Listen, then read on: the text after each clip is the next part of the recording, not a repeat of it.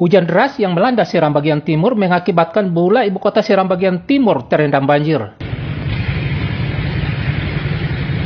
Tak hanya ruas jalan nasional, banjir setinggi 50 cm ini juga merendam permukiman serta pusat perekonomian di Bula, Seram bagian timur. Meski begitu, warga tetap nekat menerobos banjir untuk beraktivitas dengan risiko motor mereka mogok di tengah jalan. Diduga banjir tersebut disebabkan curah hujan tinggi ditambah drainase di sekitar lokasi tersumbat. Warga mendesak pemerintah daerah segera memperbaiki drainase di sekitar kawasan tersebut agar banjir tidak lagi terjadi.